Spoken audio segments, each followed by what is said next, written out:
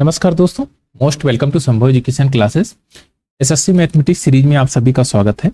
Geometry का हमने 36 part का एनालिसिस किया। आज हमारा पार्ट नंबर 37 है और इस पार्ट में हम सर्कल के बारे में समझेंगे और सर्कल की क्या क्या प्रॉपर्टी है उसको समझेंगे और फिर उससे रिलेटेड क्वेश्चन सॉल्व करेंगे जो प्रीवियस ईयर में आए हुए हैं।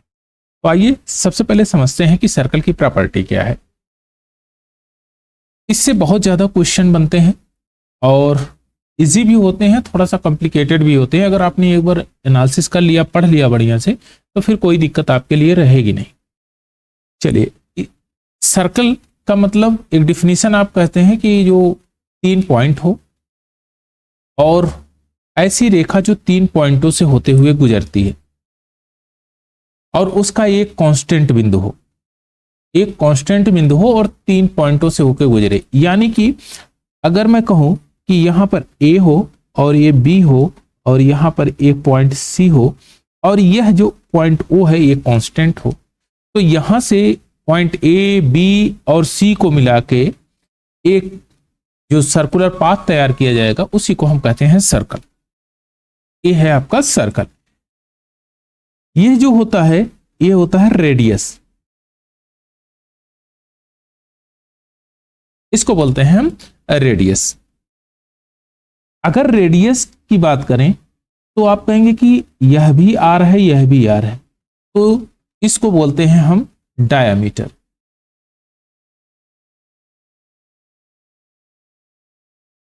डायामीटर का जो वैल्यू होगा वह 2r के बराबर होगा। जो ऊपर वाला है पार्ट, यानी कि यह पार्ट जो है, इसको बोलते हैं सेमी सर्कल यानी है अर्धवृत्त। अगर यहां पर हमने एक कॉर्ड ड्रा किया, इसको बोलेंगे कॉर्ड। ये है कॉर्ड, हिंदी में इसको बोलते हैं जीवा, इसको जीवा कहते हैं। यह जो भाग है इतना, ये इसको बोलते हैं हम लोग आर्क यानी कि चाप। अगर दूसरे तरीके से आप समझें तो आप कहेंगे कि यह तो माइनर आर्क है यानी कि छोटा आर्क है, तो इसका मतलब यह जो होगा इसको बोलेंगे आप बड़ा आर्क। यह जो होगा इसको क्या बोलेंगे, आप कहेंगे ये तो बड़ा आर्क है यानी मेजर आर्क।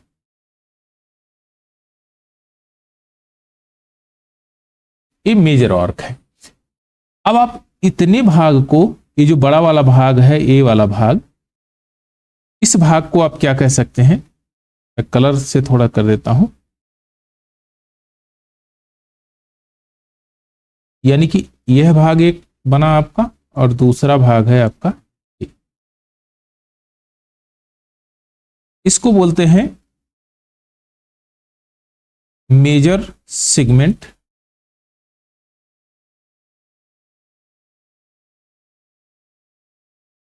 और इसको बोलते हैं माइनर सेगमेंट।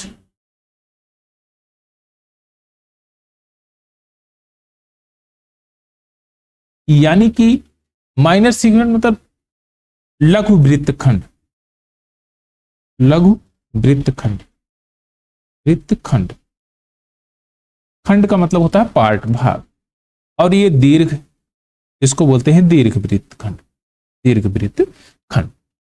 ये होती है जो इसके भाग होते हैं, पार्ट, क्या क्या हम इसको बोलते हैं। अगर यहीं पर एक लाइन कुछ इस प्रकार से ड्रा की जाए जो सर्कल को काटते हुए आगे की तरफ बढ़ जाए, तो यह एक्स वाई जो रेखा होगी इसको बोलते हैं छेदक रेखा यानी सीकेंट, छेदक रेखा अर्थात सीकेंट, इसको बोलते हैं छेदक रेखा, सीकेंट। लेकिन अगर यही वृत्त के अंदर ही रहती है तो उसको बोलते हैं कॉर्ड यानी कि जीवा।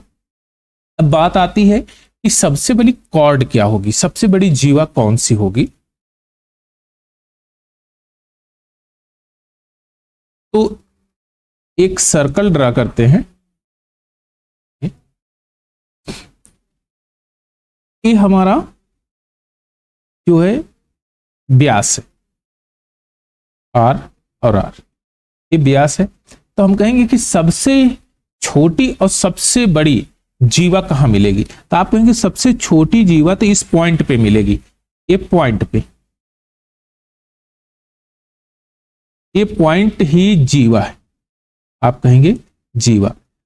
यानी कि अगर आप कहना चाहेंगे सबसे छोटी जीवा, तो आप कहेंगे ये पॉइंट जो टॉप का पॉइंट होगा, बॉटम का या टॉप का जो पॉइंट होगा, जहां से हम सर्कल को बांट रहे हैं एक सेमी सर्कल में, उसके टॉप पॉइंट को जीवा का सबसे स्मॉलेस्ट होगा, ये होगा स्मॉलेस्ट, स्मॉलेस्ट। अब ध्यान में रखना, कहीं कहीं आपको ये तो समझने के लिए जीवा इस पॉइंट पे सबसे छोटा होगा, लेकिन पॉइंट कभी जीवा होती नहीं है। कभी कोई पॉइंट को रेखा नहीं कहा जाता, कभी किसी पॉइंट को रेखा नहीं कहा जाता या लाइन नहीं कहते हैं। ये अगर पॉइंट है तो इसको लाइन नहीं कहेंगे, इसको रेखा नहीं कहेंगे। इनफाइनाइट नंबर ऑफ पॉइंट से जब बनती है तो इसको लाइन कहते हैं। यह आपकी लाइन है, ये नंबर ऑफ पॉइंट रहेंगे इसमें कितने, इनफाइनाइट्स नंबर ऑफ पॉइंट का एक सीधी रेखा में जब मिलके तैयार होते हैं तो ये एक लाइन का फॉर्मेशन देते हैं, यानी लाइन बनाते हैं। अब कहें कि सबसे बड़ी जीवा कहां पर होगी, तो सबसे बड़ी जैसे जैसे आप यहां से आगे की तरफ बढ़ेंगे वैसे वैसे जीवा का रूप बढ़ता रहेगा। तो सबसे बड़ी जीवा कहां आएगी, आप कहेंगे ये सेंटर पे जो व्यास है, डायामीटर है, ये डायामीटर, यही आपका सबसे बड़ी जीवा होगी। यानी कि ये सबसे बड़ा कॉर्ड होगा आपका। 2R ग्रेटेस्ट होगा, सबसे बिगेस्ट होगा, इसी को बोलेंगे, इसी डायामीटर को सबसे बड़ा कॉर्ड कहते हैं। चलिए अब थोड़ा कॉन्सेप्ट भी देखते हैं। यदि वृत्त की जीवाएं बराबर हो, हमने कहा कि भाई ये हमारे पास AB है और DC दोनों बराबर है, AB बराबर DC। तो आप ये कहेंगे कि अगर दोनों बराबर हैं तो यह R होगा, यह भी R होगा। अगर हमने इसको अल्फा माना तो यह भी अल्फा होगा, इसी प्रकार से यह भी अल्फा हो जाएगा, यह भी अल्फा होगा। तो आपने कहा कि यह एंगल थीटा तो इसके बराबर है। अब देखिए तो यहां पर दो कांग्रुएंट ट्रायंगल बनेंगे, तो इसका मतलब आपने कहा कि इसका एक फोटोकॉपी ऊपर की तरफ लगाया गया है। तो आप ये कह सकते हैं AOB ट्रायंगल, AOB कांग्रुएंट होंगे ट्रायंगल DOC के। तो आप कह सकते हैं कि AO बराबर DO होगा और OB बराबर OC होगा और AB बराबर होगा किसके, DC के। AB बराबर होगा DC के। तो यहां पर अगर कांग्रुएंसी लग रही है तो एंगल भी बराबर हो गए। तो angle A is equal to angle D और angle O is equal to angle O, यानी कि ये कॉमन एंगल, और angle B is equal to angle C। तो यहां आप दो कॉन्सेप्ट समझ में आएगा आपके कि यदि जीवाएं बराबर हो तो केंद्र पर जो बना हुआ कोण है वह हमेशा बराबर होता है, और केंद्र पर अगर कोण बराबर हुआ तो जाहिर सी बात है जीवाएं बराबर होंगी, तभी केंद्र पे कोण बराबर होगा। दोनों कॉन्सेप्ट यहां पर हमने सीखा। चलिए अब नेक्स्ट में कहता है कि यदि दो वृत्त समान हो और उनकी जीवाएं द्वारा उनके केंद्र पर बनाया गया कोण भी बराबर होता है, दोनों समान होता है। यानी कि आपने क्या किया कि इसका फोटोकॉपी यहां पर रख दिया, तो भाई जस्ट यही तो अभी जस्ट हमने पढ़ा है, अगर जीवा समान है, जीवा समान है तो इस पर बना हुआ, सेंटर पे बना हुआ एंगल समान होगा, क्योंकि सर्कल दोनों समान है। तो इसका अगर रेडियस समान है, दोनों का रेडियस भी समान होगा, और अगर यहां पर एंगल समान है इस कंडीशन में, तो जाहिर सी बात है जीवाएं भी समान होंगी, यानी कि कॉर्ड भी इक्वल होंगे। तो ए बी बराबर क्या होगा, डीसी के होगा। अब परपेंडिकुलर की बात आती है कि किसी भी सर्कल में जीवा पर केंद्र से डाला गया लंब जीवा को दो बराबर भागों में बांटता है। अब आप ध्यान दीजिएगा, यहां पर हमने ए बी लिया, यहां के सेंटर पॉइंट पे 90 डिग्री, यहां पॉइंट एक्स से 90 डिग्री का परपेंडिकुलर ड्रा किया, 90 डिग्री में एक लाइन ड्रा किया जो इसको 90 डिग्री में काट रहा है। लेकिन ध्यान में रहे कि ये सेंटर में है, तो सेंटर में है तो इसका मतलब यह भी बराबर, यह भी बराबर है, इसको y दे देते नाम, यानी ए वाई बराबर है वाई बी के। तो आप कहेंगे यह परपेंडिकुलर बाइसेक्टर है। अब कैसे बना है थोड़ा ध्यान देंगे। यहां पर अगर हम कोई ए बी कॉर्ड लेते हैं तो यहां पर परपेंडिकुलर बाइसेक्ट करता है। आप कहेंगे क्यों करता है ऐसा, रीजन क्या है? तो आपने कहा कि यहां से मिला दीजिए इसको ओ को, और ओ से बी को मिला दीजिए। तो आप कहेंगे यह आर है, यह भी आर है, और यह थीटा होगा तो यह भी थीटा होगा। और अगर आइसोसेलेस ट्रायंगल आपके पास कोई भी आइसोसेलेस ट्रायंगल है, तो आप जानते हैं कि सामने यानी वर्टेक्स से सामने की भुजा पर डाला गया लंब तीसरी भुजा को समान दो बराबर भागों में डिवाइड करता है, बस यही कॉन्सेप्ट है। तो आप कहेंगे ए एल बराबर क्या होगा, एल बी के। ए एल बराबर होगा एल बी के। क्यों होगा? क्योंकि ए ओ बी आइसोसेलेस ट्रायंगल बनेगा। चलिए थोड़ा सा और आगे की तरफ बढ़ते हैं। अब इसमें कहता है कि दो कॉन्सेप्ट है, किसी वृत्त की जीवाएं केंद्र से समान दूरी पर होती हैं।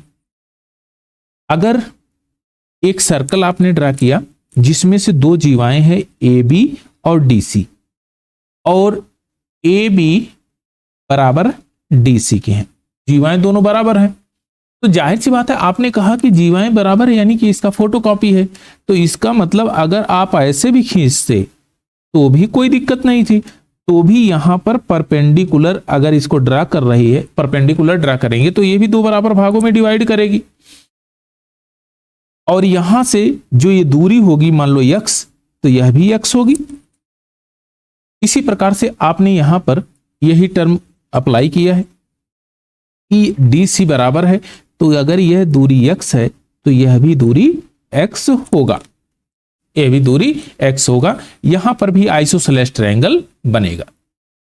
अब दूसरा कंडीशन क्या कहता है, यदि जीवाओं द्वारा यदि दो जीवाएं केंद्र पर बराबर दूरी पर हों, यानी कि बराबर x डिस्टेंस पे हो, डिस्टेंस उसका क्या है, डिस्टेंस x हो, तो जीवाओं की लंबाई समान होगी। उसी का उल्टा कर दिया है, तो अगर दो जीवाएं समान है तो उनके बीच की दूरियां समान होगी। अगर उनके बीच की दूरियां समान है तो जाहिर सी बात है जीवाएं भी इक्वल होंगी। अब इसमें कहता है कि किसी भी एक सेगमेंट में, चाहे वो मेजर सेगमेंट हो या माइनर सेगमेंट हो, उसमें बने हुए कोण, बेस कांस्टेंट करके उस पे बना हुआ कोण जो है इक्वल होता है। अब ध्यान दीजिएगा, अगर हमने कहा कि एक हमारे पास एक सर्कल ड्रा किया, हमने एक कोई कॉर्ड ले लीजिए, कॉर्ड ले लिया हमने ए और बी, एक कॉर्ड ले लिया। अब यहां से हमको सर्कल वो ट्रायंगल एक बनाना है, तो आपने कहा कि ए बी कॉर्ड जो हमारा कांस्टेंट है। अब यहां से आप किसी भी प्रकार का ट्रायंगल बनाइए। आप ध्यान में रखें जिस सेगमेंट की बात हो उसी में केवल बनाना है। हमने कहा मेजर सेगमेंट में हम बना रहे हैं, तो ठीक है मेजर सेगमेंट में बना लीजिए। तो यह अगर थीटा है तो यह भी थीटा होगा, ये सारे एंगल जो होंगे ये थीटा होंगे। अब दूसरी चीज, अगर आपने कहा कि हम माइनर सेगमेंट में बनाए तो ठीक है माइनर सेगमेंट में बना लीजिए, माइनर सेगमेंट में भी एंगल अगर ये अल्फा है तो ये अल्फा होगा, अल्फा होगा। इसी प्रकार से आपने देखा किसी वृत्त के एक ही वृत्तखंड में बने हुए कोण इक्वल होते हैं, एक ही वृत्तखंड। अगर मेजर की बात करें तो मेजर और माइनर की बात करें तो माइनर। चलिए थोड़ा सा और आगे की तरफ बढ़ते हैं। अब इसमें कहता है कि किसी वृत्त के चाप द्वारा केंद्र पर बनाया गया कोण वृत्त के उसी सेगमेंट में उसी के द्वारा शेष भाग के बिंदु पर बनाए गए कोण का दुगना होता है। आपके पास एक सर्कल है, यहां एक ट्रायंगल है A B C, A B C, A B C, ये आपका ट्रायंगल है।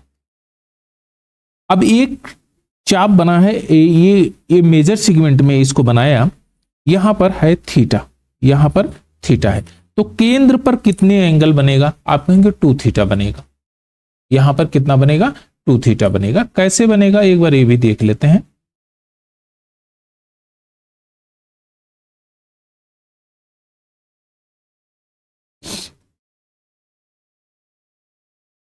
चलिए ये हमारा मान लीजिए सेंटर है। हमने क्या किया कि यहां एक जीवा यानी कॉर्ड ड्रा किया और ये हमारा ट्रायंगल बन गया ए बी और ए सी, ए बी सी, ये ट्रायंगल है। आपने कहा कि यहां से यहां तक हमने इसको मिलाया और इसको भी हमने ऐसे मिला दिया।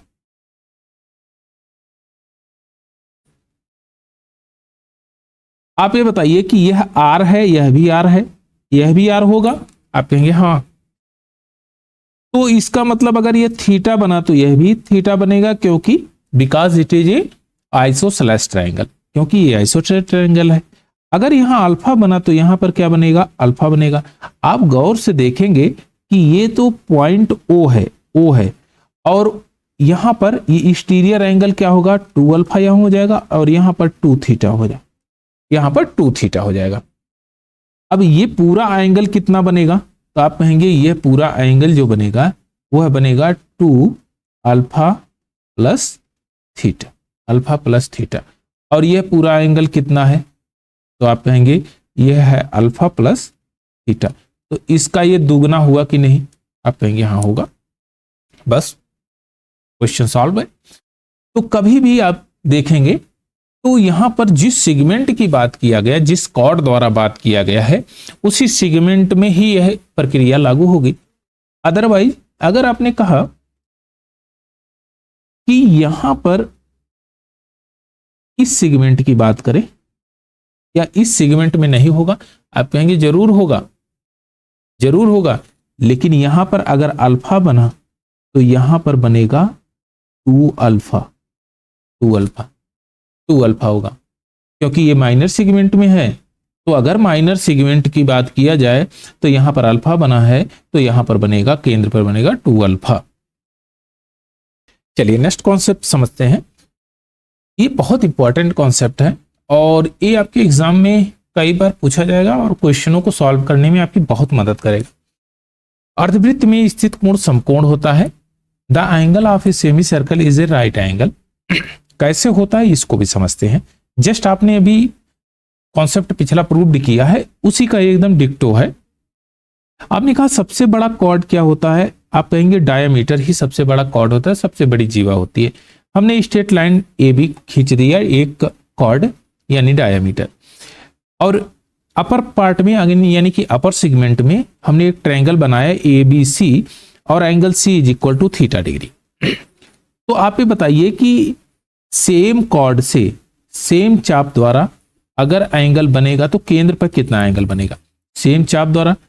तो आपने कहा कि यहां सेंटर पे 2 थीटा बनेगा। अगर मैं यहां पर भी एक बना दूं इस तरह से तो यह कितना बनेगा? आप कहेंगे सेम चाप द्वारा है तो यह भी थीटा बनेगा और केंद्र पर कितना बनेगा? 2 थीटा। इसका मतलब आपने कहा कि 2 theta is equal to 180 degree, 180 degree है तो थीटा इज इक्वल टू कितना है? 90 डिग्री। तो theta is equal to 90 degree है और ये बहुत अच्छा कॉन्सेप्ट है। इसको एग्जाम में हम कई बार फिल्माते हैं। चलिए थोड़ा सा और आगे की तरफ बढ़ते हैं। इसमें कहता है ए बी एक कॉर्ड है, आपके पास ए बी एक कॉर्ड है, ये आपका ए बी एक कॉर्ड है। मेजर सेगमेंट में आपका पॉइंट पी है और माइनर सेगमेंट में पॉइंट क्यू है, दीर्घ वृत्तखंड में स्थित है। इन दोनों का सम यानी पी प्लस क्यू का जो सम होगा वह कितना होगा 180 डिग्री। 180 डिग्री यही चीज इसमें बताया गया है। अब कैसे होता है, आपने कहा कि मेजर सेगमेंट में हमने एक ट्रायंगल ये ड्रा किया, यहां पर अगर थीटा है तो केंद्र पर कितना बनेगा 2 थीटा बनेगा, 2 थीटा बनेगा। चलिए अगर फिर हमने किया यहां पर एक ट्रायंगल ड्रा किया, एक ट्रायंगल ड्रा किया, तो आप ये देखेंगे कि यही ए बी कॉर्ड के ही माध्यम से किया गया, लेकिन ये माइनर सेगमेंट में किया गया, तो यह कितना होगा। तो आप ये कहेंगे कि अगर मैं इसको कैलकुलेट करूंगा तो मैं कहूंगा 360 माइनस 2 थीटा, यही तो बचा है, और इसका हाफ करिए, इसका हाफ कर देंगे तो कितना आ जाएगा 180 माइनस थीटा, यही तो क्यू है, एंगल क्यू की वैल्यू यही तो दिया है। तो आप ये कहेंगे कि भाई अच्छा, एक तरीका तो ये है कि दोनों तरीकों से हमने ये समझ लिया कि एंगल क्यू की वैल्यू क्या आएगी और एंगल पी की वैल्यू क्या आएगी, angle P is equal to theta. अब दूसरा तरीका समझिए कि ये साइक्लिक क्वाड्रिलेटरल है, ए पी बी क्यू एक साइक्लिक क्वाड्रिलेटरल है, यानी कि इन दोनों का सम जो है वह 180 डिग्री होना चाहिए। तो angle P plus angle Q कितना होगा 180 minus theta plus theta is equal to 180 degree, 180 degree 180 degree होगा। तो यह कॉन्सेप्ट बहुत इंपॉर्टेंट है। चलिए थोड़ा सा और आगे की तरफ बढ़ते हैं। अब आपके पास एक है सर्कल और उसके ऊपर से टेंजेंट डाली गई है। क्या डाला गया है, टेंजेंट, इसको बोलते हैं टेंजेंट, यानी कि स्पर्श रेखा।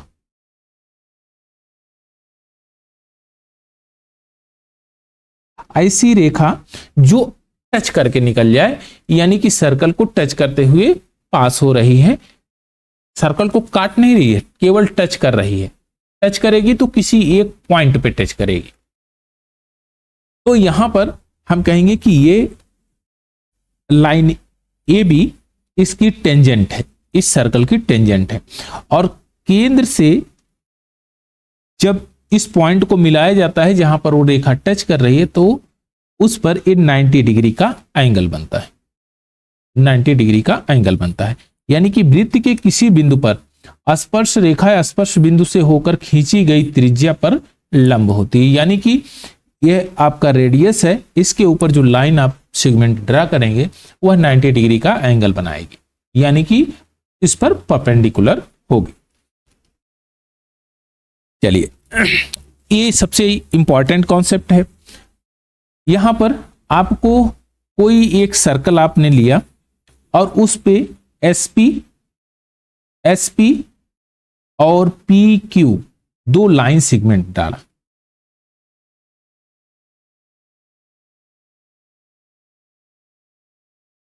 लाइन सेगमेंट, अच्छा लाइन सेगमेंट जब आपने ड्रा किया तो पी क्यू, पी एस और पी क्यू दोनों बराबर होंगे, पी एस और पी क्यू दोनों बराबर होंगे। चलिए अब देखिए यहां पर हमने कहा कि केंद्र है पॉइंट ओ, यहां से यहां तक अगर आप मिलाएंगे तो आप कहेंगे ये तो 90 डिग्री का एंगल बन रहा है, यह भी 90 डिग्री का एंगल बन रहा है। यहां से यहां तक हमने इसको मिला दिया, तो आप कहेंगे कि यह हमारे पास अगर थीटा है तो यह भी थीटा होगा, क्योंकि यह होगा आपका एंगुलर बाइसेक्टर, क्योंकि यह आर है और यह भी आर है। तो यह अगर अल्फा हो गया तो यह भी अल्फा होगा, यानी कि अल्फा के सामने की साइड एसपी और यहां अल्फा के सामने की साइड आपका पी क्यू, दोनों होंगे कांगुरेंट। तो आप कह सकते हैं ओ एस पी कांगुरेंट होगा ओ क्यू पी के। तो इसी प्रकार से एस पी बराबर क्यू पी होगा, एस पी बराबर क्यू पी होगा। चलिए अब यहां पर देखिए, अगर दो सर्कल एक दूसरे को टच कर रहे हैं तो इसमें कितनी स्पर्श रेखाएं खींची जा सकती हैं? कभी कभी क्वेश्चन आता है।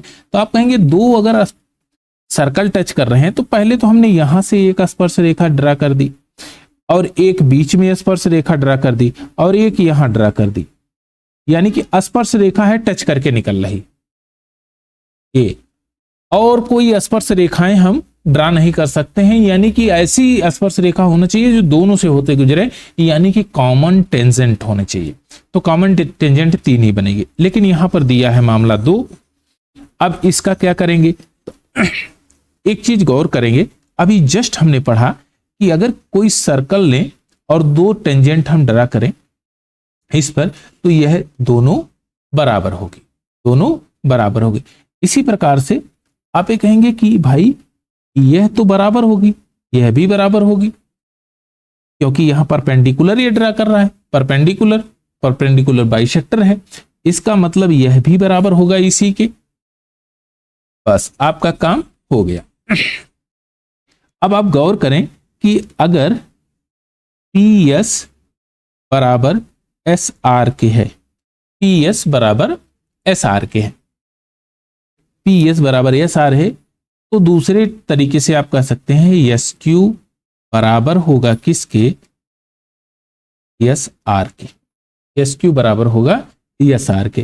तो आप ये कह सकते हैं कि पी एस बराबर होगा एस क्यू के, पी एस बराबर होगा एस क्यू के।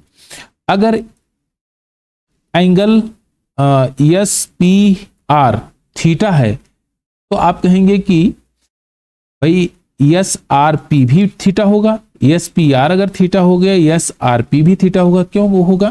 क्योंकि यह आइसोसेलेस ट्रायंगल बनेगा, समद्विबाहु त्रिभुज। तो आप ये कहेंगे कि एंगल एस क्यू आर, यानी कि यह ए है तो यह भी ए होगा, आइसोसेलेस ट्रायंगल बनेगा। अब आप थोड़ा सा गौर करेंगे, जब हम इनका ट्रायंगल पी क्यू आर को देखेंगे तो आप कहेंगे इनका जो सम क्या होगा? तो आप कहेंगे 2 theta plus 2 alpha is equal to क्या होगा? 180 डिग्री। तो इसका मतलब theta plus A is equal to 90 degree होगा, यानी कि यहां पर भी 90 डिग्री का एंगल बनेगा। ये कितना डिग्री होगा? 90 डिग्री का एंगल बनेगा। चलिए थोड़ा सा और आगे की तरफ बढ़ते हैं, सेम डिक्टो वही कंडीशन। अब केवल हमारे पास सर्कल 1 है और टेंजेंट 3 है। आप ये बताएं कि यहां पर ए बी कॉर्ड है, आपका यह बराबर होगा कि नहीं? इसको आप x मान लीजिए, ओ पी मान लेते हैं, कुछ भी मान लीजिए, कोई दिक्कत नहीं। पी तो ए सी और सी पी बराबर होगा कि नहीं? आप कहेंगे एकदम बराबर होगा। इसी प्रकार से पी डी बराबर किसके होगा?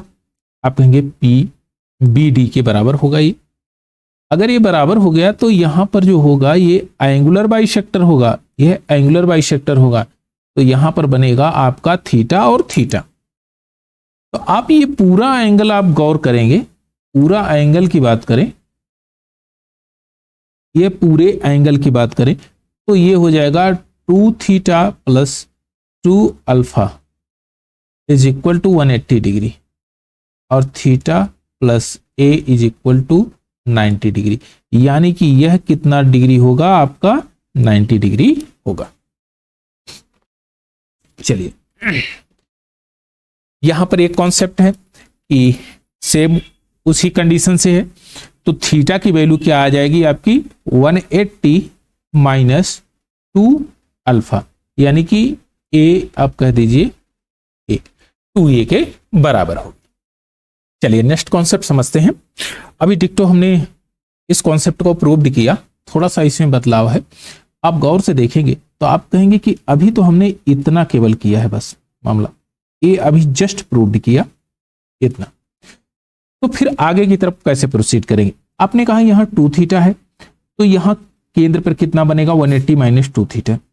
अगर केंद्र पर 180 माइनस 2 थीटा बना तो ये मेजर सेगमेंट में जो बन रहा है, मेजर सेगमेंट देखेंगे, मेजर सेगमेंट की इसकी बात करेंगे तो यहां पर क्या बनेगा 90 माइनस थीटा, क्योंकि इसका हाफ बनेगा। अब आप देखेंगे ये क्वाड्रिलेटरल है RASB, तो अगर यहां 90 माइनस थीटा तो इसके अपोजिट में क्या बनेगा 90 प्लस थीटा बनेगा। क्या बनेगा आपका 90 प्लस थीटा, यही है। अब अगर आपसे पूछ लिया जाए कि 2 थीटा की वैल्यू 30 हो तो थीटा की वैल्यू कितनी होगी 15 होगी। अगर यहां एंगल एस की वैल्यू पूछा जाए तो कितना होगा 90 प्लस 15, यानी कि 105 डिग्री, 105 डिग्री। चलिए नेक्स्ट क्वेश्चन देखते हैं। अच्छा, इसमें कॉन्सेप्ट है, इसको भी समझते हैं। देखिए, अगर कोई भी साइक्लिक क्वाड्रिलेटरल की बात करें तो साइक्लिक क्वाड्रिलेटरल के जो अपोजिट साइड्स होती हैं उनका सम बराबर होता है, दोनों के अपोजिट साइड्स का सम बराबर होता है, यानी कि b प्लस ए इसके बराबर होगा और यहीं पर दूसरा d प्लस सी इसके बराबर होगा। ये दोनों बराबर होंगे, यानी अपोजिट साइड्स बराबर होंगे।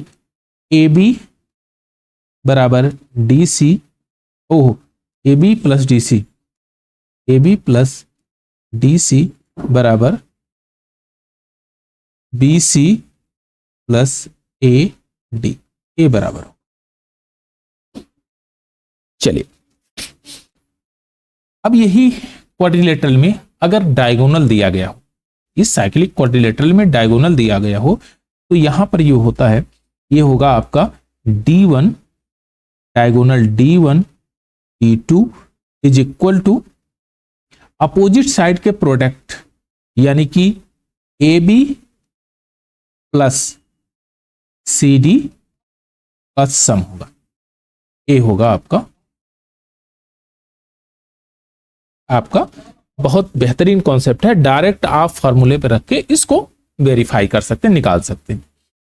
चलिए, अब यहां पर देखते हैं कि चक्रीय चतुर्भुज के बाह्य कोण विपरीत आंतरिक कोण के बराबर होंगे। विपरीत मतलब इसका जो विपरीत ए वाला आंतरिक कोण, इसके विपरीत का ये वाला आंतरिक कोण, इंटीरियर एंगल, एक्सटीरियर एंगल विपरीत इंटीरियर एंगल के बराबर होगा। कैसे होगा? तो आप कहेंगे कि भाई अगर यहां थीटा है, एंगल ए थीटा है, तो यहां पर एंगल कितना बनेगा 180 माइनस थीटा, क्योंकि साइक्लिक क्वाड्रिलेटरल है। अब यहां पूरा एंगल जो है वह 180 डिग्री का है, तो यहां पर जो बाह्य एंगल बनेगा वह थीटा डिग्री बनेगा, यानी कि ये एंगल जो बनेगा वह थीटा होगा। तो ये दोनों एंगल बराबर हो, यानी कि चक्रीय चतुर्भुज के बाह्य कोण विपरीत आंतरिक कोण के बराबर होते। चलिए नेक्स्ट कॉन्सेप्ट समझते हैं। डायरेक्ट आपने देखा कि यहां पर हमारे पास ए क्यू और ए आर दो टेंजेंट है, तो आपने कहा कि दोनों टेंजेंट की डिस्टेंस तो बराबर होगा भाई, ए क्यू भी बराबर होगा किसके, ए आर के, ए आर के बराबर होगा। ए तो दोनों डिफिनिट है। अब आप जानते हैं कि अगर कोई भी हम सर्कल ड्रा करें, कोई भी सर्कल हम ड्रा कर लें, कोई सर्कल ड्रा करें और उस पर दो टेंजेंट इस प्रकार से ड्रा करें, दो टेंजेंट ड्रा करें, तो यह तो बराबर होगा, ये बराबर होगा। तो आप गौर से देखेंगे तो यह भी तो दो टेंजेंट ही तो है। यहां तक सेंटर तक आइए, बस ज्यादा दूर नहीं जाना, यहां तक, ये सेंटर तक। तो आपने कहा कि यह x है तो यह भी x मान लेते हैं।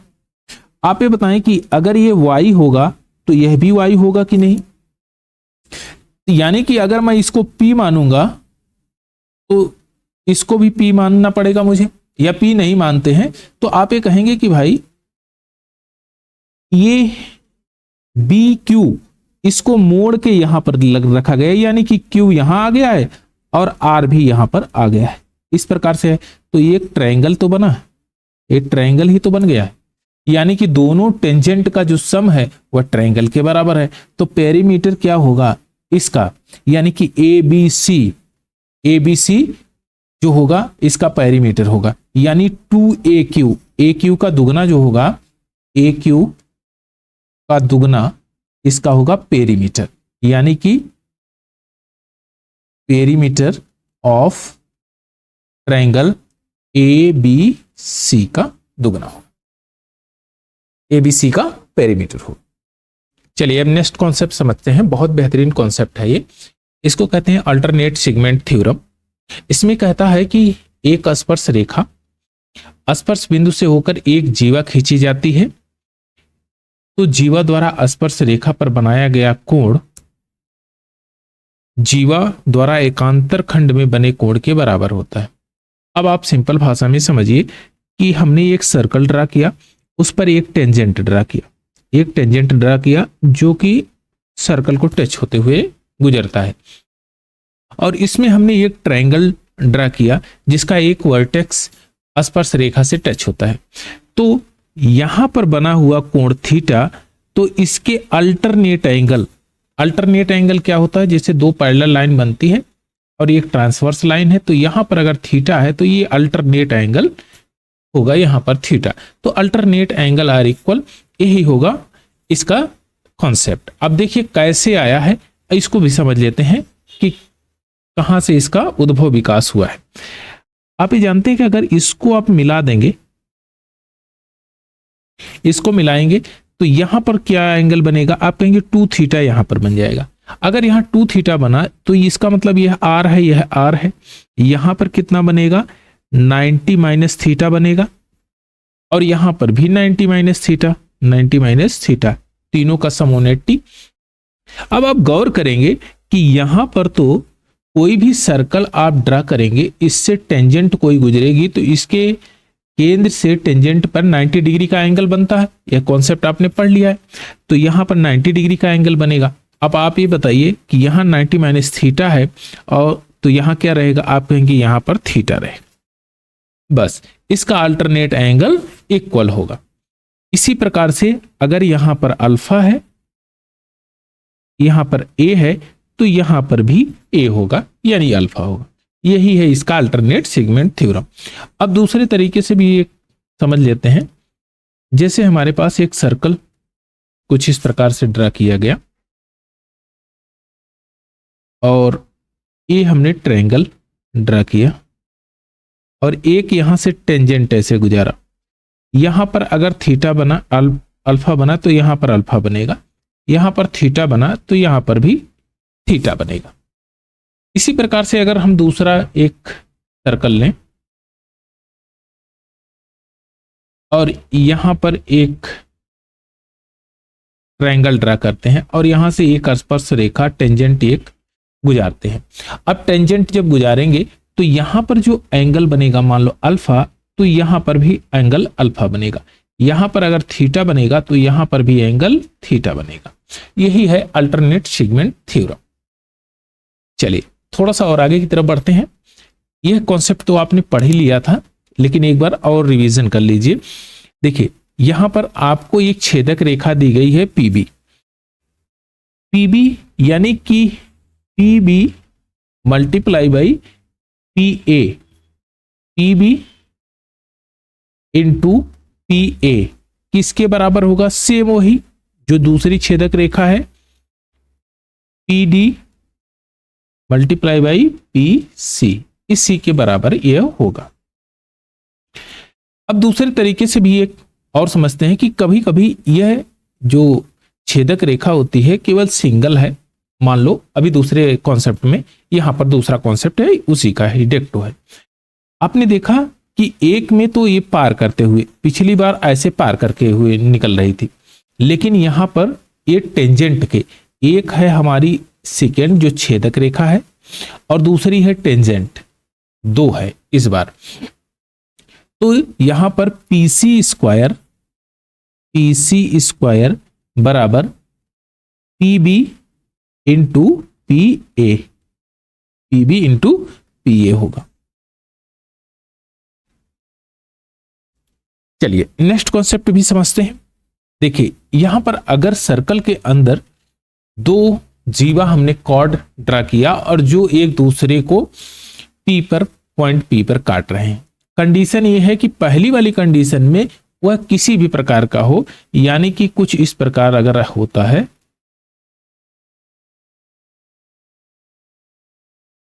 कुछ इस प्रकार है, तो भी ये कंडीशन वही बनेगी, यानी कि A B D C और यहां पर अगर P है तो भी यही कंडीशन बनेगी। अगर दूसरा एक और हम ड्रा कर देते हैं, मान लो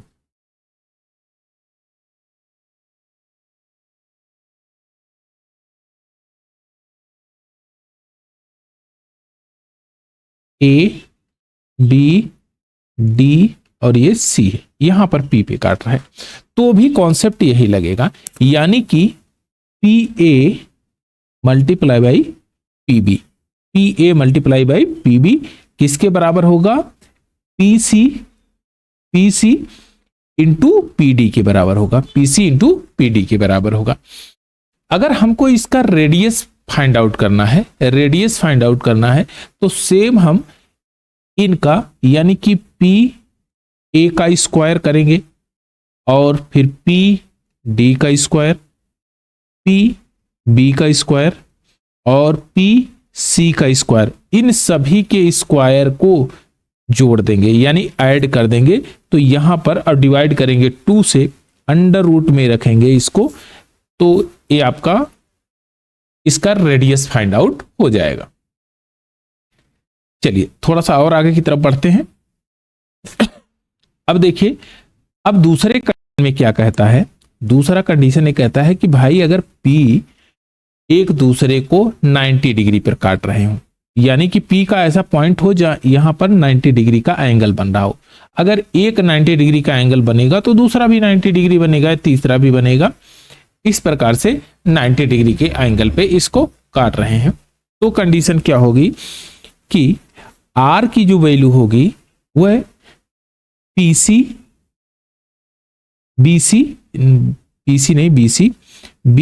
square plus AD square by 2 और ये होगा आपका अंडर रूट में, under root BC square plus AD square by 2। यह कॉन्सेप्ट आप ध्यान में रखिएगा। चलिए अब आते हैं क्वेश्चन पे। अभी तक हमने जितने कॉन्सेप्ट को समझा है और जिसका एनालिसिस किया है और प्रूव्ड किया है, अब उसी को क्वेश्चन को फिल्माएंगे इस पे। जब क्वेश्चनों को देखेंगे तो हमारे समझ में आएगा कि कॉन्सेप्ट हमने जो प्रूव्ड किया था उसको किस तरह से हमको अप्लाई करना है। इसमें कहता है in the given figure O is the centre of circle, QOR 50 degree है, QOR ये 50 डिग्री, ठीक है। Then what is the value of RPQ, यानी कि RPQ इसकी वैल्यू बतानी है, तो आप ये कहेंगे कि इसकी वैल्यू 25 होगी, 25 होगी क्योंकि इसका तो ये हाफ होता है। तो यहां पर ऑप्शन नंबर बी आपका करेक्ट आंसर हो जाएगा। चलिए नेक्स्ट क्वेश्चन लेते हैं। देखिए, इन the given figure O is the centre of circle if angle PRQ 64 degree है, PRQ 64 डिग्री है, तो आपसे यहां पूछा है OPQ, तो आप ध्यान दीजिएगा एक चीज और, एक कॉन्सेप्ट भी इसी समय सीख लीजिए। चलिए एक हम सर्कल ड्रा करते हैं। मान लो ए हमने सर्कल ड्रा किया और ये हमारा एक कॉर्ड है,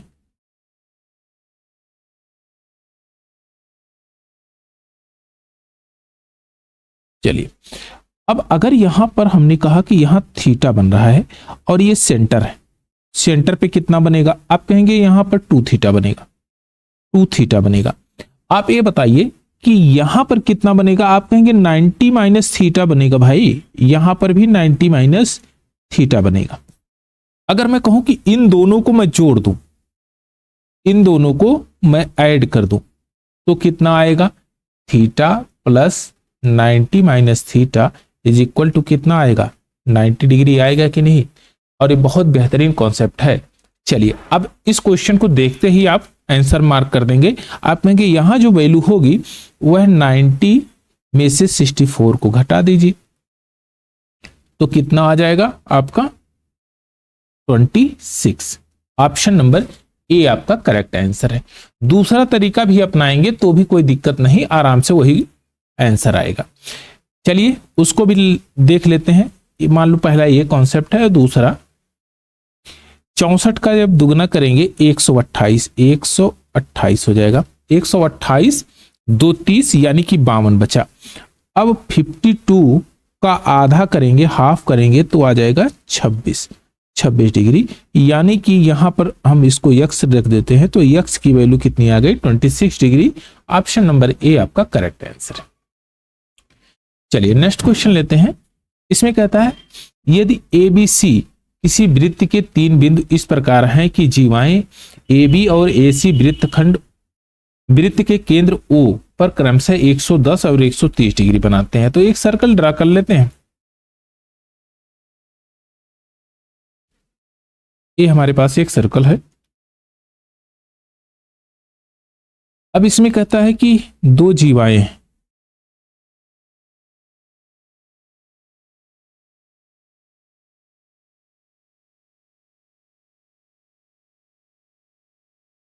और ये है आपका सेंटर ए बी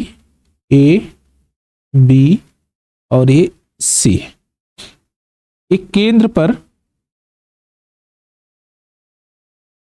एक केंद्र इसका मान लो ओ है, तो ये सेंटर है मान लो। तो कहता है कि ए बी कॉर्ड कितना 110 बनाता है 110 और यह 130 बनाता है।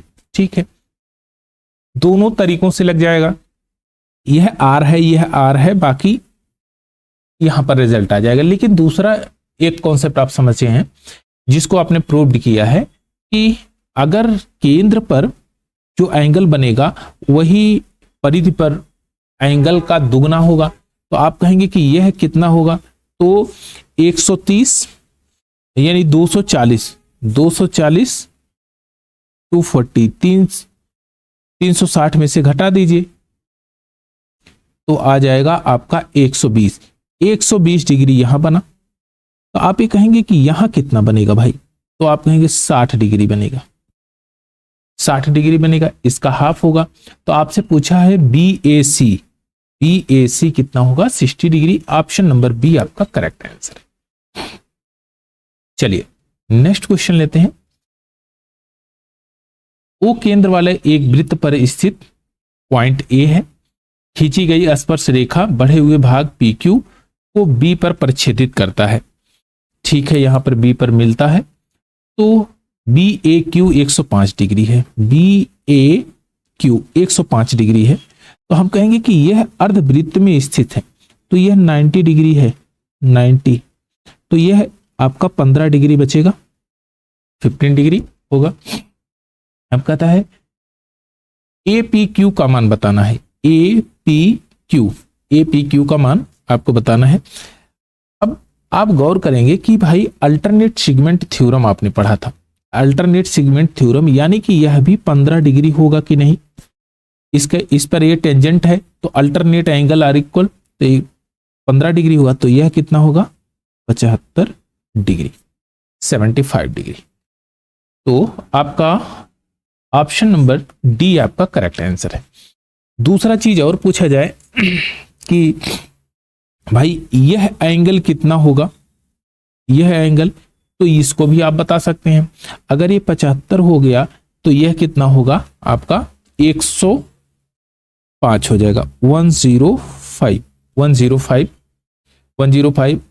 अब 105 110 यानी 120, यह कितना होगा 60 डिग्री। अब दूसरा तरीका से जिसे प्रूव्ड करने हैं 60 15 और इसका एक्सटीरियर एंगल 75, तो ऑप्शन नंबर डी आपका करेक्ट आंसर हो जाएगा। किसी भी तरह से आप इसको प्रूव्ड करिए, आपका आंसर वही आएगा। चलिए नेक्स्ट क्वेश्चन देखते हैं। क्वेश्चन नंबर 5, इसमें कहता है ओ केंद्र वाले एक वृत्त, तो एक सर्कल ड्रा कर लेते हैं। ओ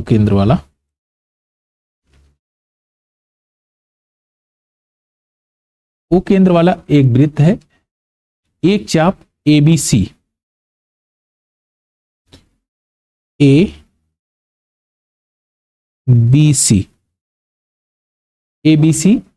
एक चाप वृत्त के केंद्र पर 132 डिग्री बनाता है।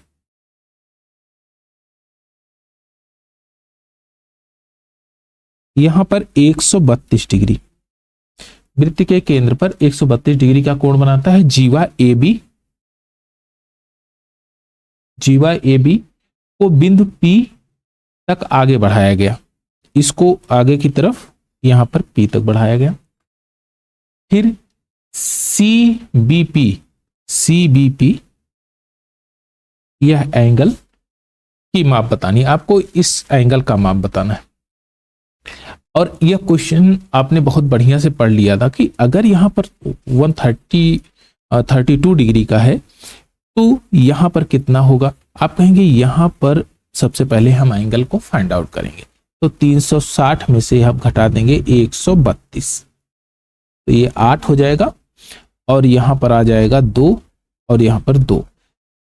तो यहां पर जो वैल्यू आएगी वह कितना आएगी, इसका हाफ, यानी कि 114, 114।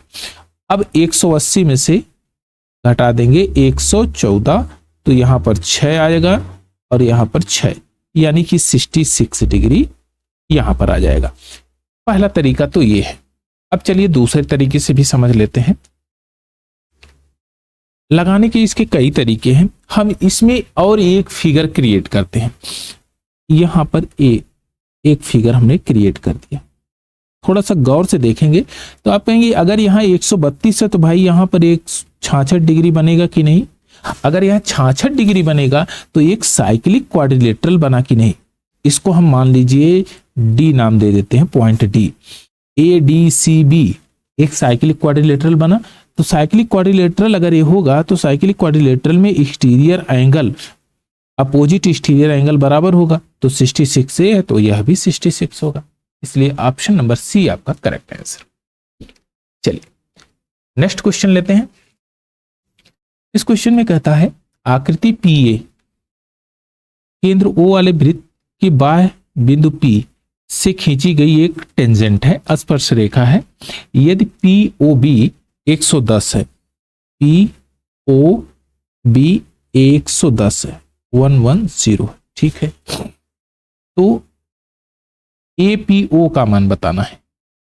APO इसकी वैल्यू आपको बतानी है, यह वैल्यू आपको बतानी है। तो आप थोड़ा सा ध्यान देंगे कि अगर मुझे इसकी वैल्यू फाइंड आउट करनी है तो मैं कहूंगा कि यह तो टेंजेंट है और टेंजेंट पे ये 90 डिग्री का एंगल बनेगा, 90 डिग्री का एंगल बनेगा। इसका मतलब अगर ये 100 है तो यहाँ पर 70 डिग्री का बनेगा। तो यक्स की वैल्यू क्या आ जाएगी, 20 डिग्री आएगी कि नहीं। आप कहेंगे एकदम आएगी, ऑप्शन नंबर सी आपका करेक्ट आंसर हो जाएगा। चलिए नेक्स्ट क्वेश्चन लेते हैं, क्वेश्चन नंबर 7। इसमें कहता है केंद्र ओ केंद्र वाले एक वृत्त के बाहर स्थित बिंदु A से दो स्पर्श रेखाएं AP और AQ खींची गई हैं। तो एक सर्कल ड्रा कर लेते हैं और इसी पर दो टेंजेंट हम ड्रा कर देते हैं।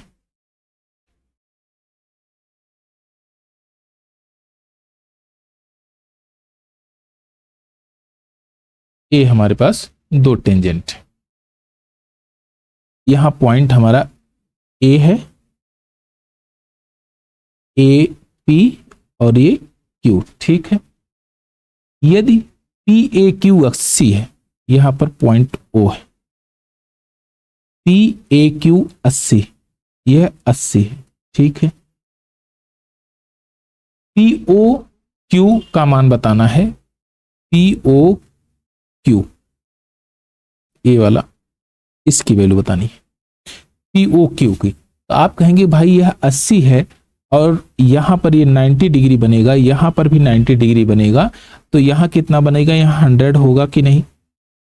और इसकी वैल्यू क्या होती है, ये होती है 180 माइनस थीटा की, और थीटा में 80 है, तो आप कहेंगे ये 100 हो जाएगा। ऑप्शन नंबर डी आपका करेक्ट आंसर होगा।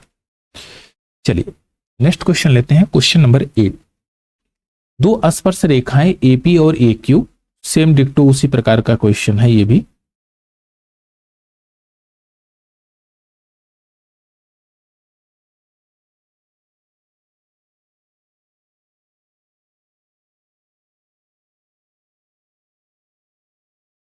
दो टेंजेंट ड्रा कर देते हैं।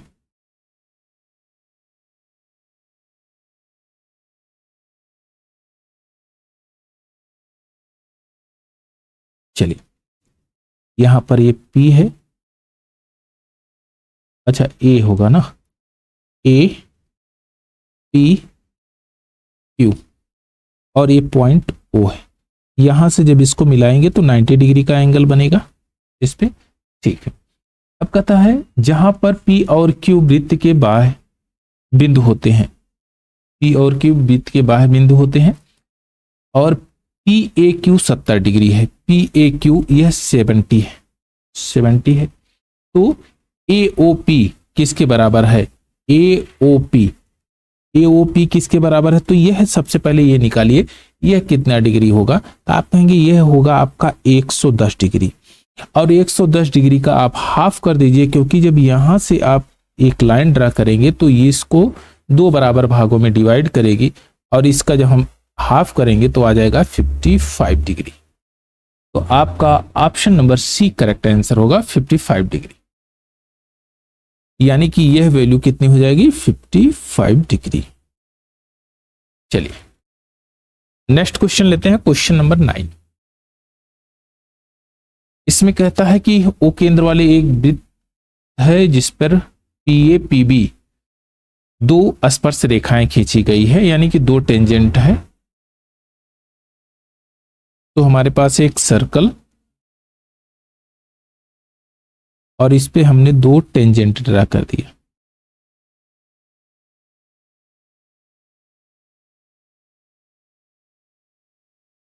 दो हमने टेंजेंट ड्रा कर दिया, ये हमारा है P और यहां पर A और ये B, और ये पॉइंट O इस सेंटर है इस सर्कल का। चलिए अब कहता है कि PAB नहीं, APB ये आपका 128 है, 128 डिग्री, ठीक है। OAB का मान बताना है, OAB, बहुत बढ़िया, ए वाला एंगल आपसे पूछा है, इसकी वैल्यू अगर हमें इसको थीटा मान लो तो कोई दिक्कत नहीं, आराम से ये भी सॉल्व हो जाएगा।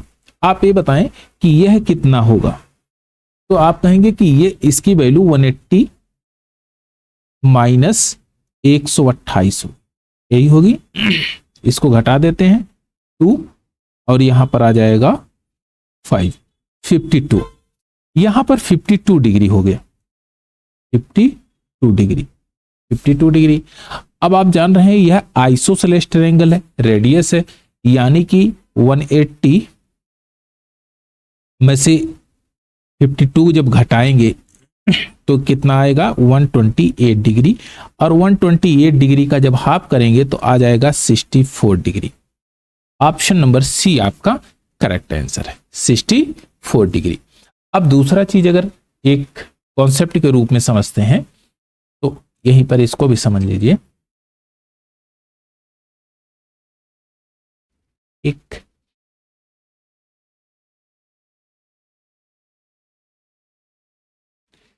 एक सर्कल ड्रा करते हैं पहले, और इस पर दो टेंजेंट ड्रा करते हैं।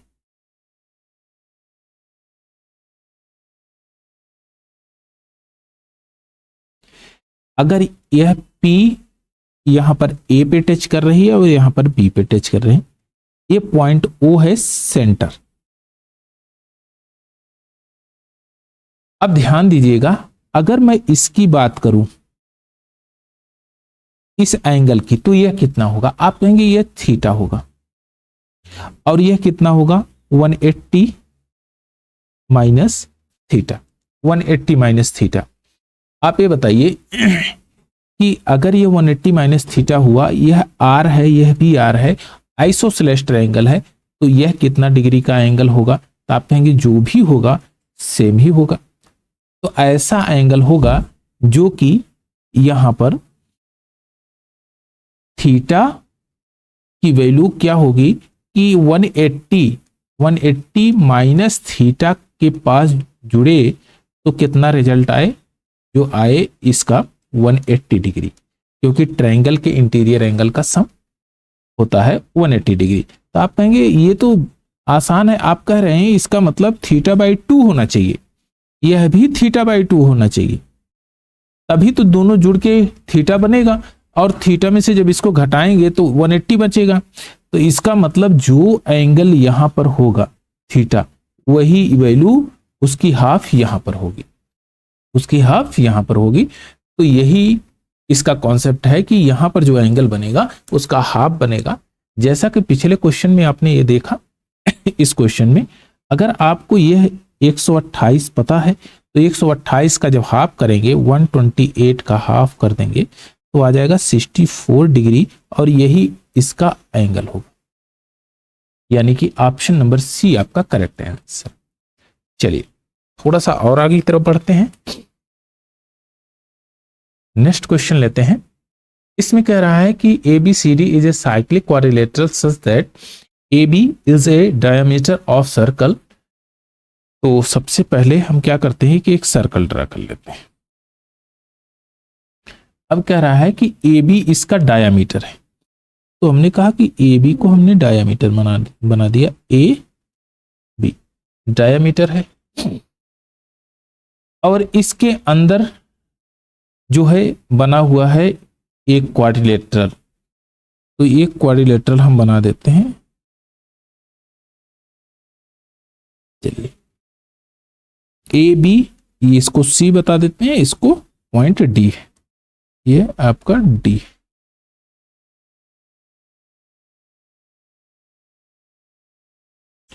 D ADC 148 है, ये 148 डिग्री है, ADC 148 डिग्री है। तो कहता है BAC का मान बताना है, BAC का मान, तो आप कहेंगे इसका मान बताना है, यानी कि यह थीटा मैटर। कहीं कोई दिक्कत नहीं, बहुत आराम से हम बता सकते हैं। अब थोड़ा सा गौर करेंगे तो आप ये कहेंगे कि ये तो भाई 90 डिग्री है, यह 90 डिग्री है, यह 90 डिग्री है, क्योंकि यह अर्धवृत्त में स्थित कोण समकोण होता है। अब दूसरा चीज देखिए, आप कहेंगे यह साइक्लिक क्वाड्रिलेटरल भी है, ABCD एक साइक्लिक क्वाड्रिलेटरल, तो क्या इसकी वैल्यू हमको नहीं मिल जाएगी? आप कहेंगे मिलेगी, क्योंकि इन 180 होता है, इनकी अपोजिट साइड का सम 180 होगा, अपोजिट एंगल। तो 48 2 50, यानी कि ये हो जाएगा 32 डिग्री। अब 180 में यानी 90 में से घटा देंगे 32 डिग्री, तो यहां पर आ जाएगा 8 और ये हो जाएगा 5, 58 डिग्री, यानी कि ऑप्शन नंबर सी आपका करेक्ट आंसर है, 58 degree, theta is equal to 58। चलिए नेक्स्ट क्वेश्चन लेते हैं, क्वेश्चन नंबर 11। इसमें कह रहा है दिए गए चित्र में DBC 65 डिग्री है, DBC यानी कि यह एंगल 65 डिग्री, BAC 35 डिग्री है, BAC 35 डिग्री है, 35 डिग्री, AB और BC बराबर है, यानी कि यह आइसोसेलेस ट्रायंगल है, AB और BC बराबर, तो यह भी 35 डिग्री होगा। अगर ये 35 डिग्री हो गया तो यहां पर जो एंगल बनेगा ये 45 डिग्री का होगा, तो ये हो जाएगा 180 डिग्री।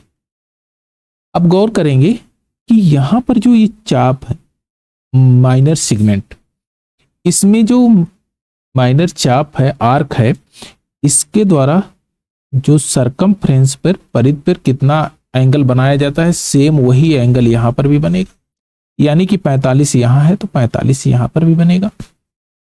तो ऑप्शन नंबर बी आपका करेक्ट आंसर होगा। चलिए नेक्स्ट क्वेश्चन लेते हैं। इसमें कहता है PQRS एक साइक्लिक क्वाड्रिलेटरल है, एंगल PR का 4 गुना है, एंगल P यह R का 4 गुना है, तो 4 यूनिट इसको लिख देता हूं मैं और इसको 1 यूनिट, ठीक है। एंगल SQ का 3 गुना है, एंगल SQ का 3 गुना है, तो यहां पर हमने 1 यूनिट और 3 यूनिट लिख दिया। Q और R का औसत ज्ञात करना है, Q और R इसका औसत यानी दोनों के सम का आधा करना है। अब जानते हैं कि यह अपोजिट एंगल है, वर्टिकली अपोजिट एंगल, और दोनों का सम कितना होता है 180 डिग्री। तो यानी कि 4 यूनिट बराबर आपका हो जाएगा 180। तो 4 चौक 16, 4 पंजे 20, 1 यूनिट की वैल्यू आ गई 45। अब दूसरे में 4 1 5 यूनिट, यानी 5 यूनिट की वैल्यू 180 दिया गया है। एंगल P और एंगल R इसकी वैल्यू है। 1 यूनिट की वैल्यू कितनी आ जाएगी, 5 तिया 15, 5 छक 30, 36 डिग्री। अब देखिए angle R plus angle Q की वैल्यू कितनी आएगी, इसका एवरेज निकाल देते हैं। तो यहां पर 6 5 11 और 4 3 7 1 8, 81/2, यानी कि 40.5 डिग्री आएगा। ऑप्शन नंबर ए आपका करेक्ट आंसर हो जाएगा। चलिए नेक्स्ट क्वेश्चन लेते हैं। इसमें कहता है in the given figure P Q is the diameter of the circle, what is the measure of angle Q S R. अब गौर से देखेंगे तो यहां पर एक टर्म हिडन है। आपने कहा कि जब यहां पर फिगर दिया गया तो मैं इसको अगर मिला दूं, क्योंकि पी क्यू हमारा डायमीटर है, अगर मैं इसको मिला देता हूं तो यहां 90 डिग्री का एंगल बनेगा। यहां हमारा कितना बनेगा 90 डिग्री का एंगल, 90 डिग्री, क्योंकि यह सेमी सर्कल में अर्धवृत्त में है। अगर यह 90 बना तो यहां कितना बनेगा 47 बनेगा कि नहीं। अब आप गौर करेंगे इस आर्क के माध्यम से हम सरकमफ्रेंस पर एंगल बनाया हमने कितना 47 डिग्री। तो इसी से यहां पर जो एंगल बनेगा यह भी तो 47 डिग्री का बनेगा, और यही पूछा है क्यू एस आर की वैल्यू क्या होगी 47। ऑप्शन नंबर सी आपका करेक्ट आंसर। तो हमने जितने कॉन्सेप्ट पढ़ा था उनके आधार पर क्वेश्चनों को सॉल्व किया, तो हमको लगा कि बहुत इजी क्वेश्चन है। लेकिन अगर आपने कॉन्सेप्ट बहुत बढ़िया से रीड नहीं किया है तो इसमें थोड़ी सी डिफिकल्टीज आ सकती है। तो आज का सेशन आई होप कि आपको अच्छा लगा होगा। नेक्स्ट वाला सेशन हम लोग कल करेंगे। Thank you for watching.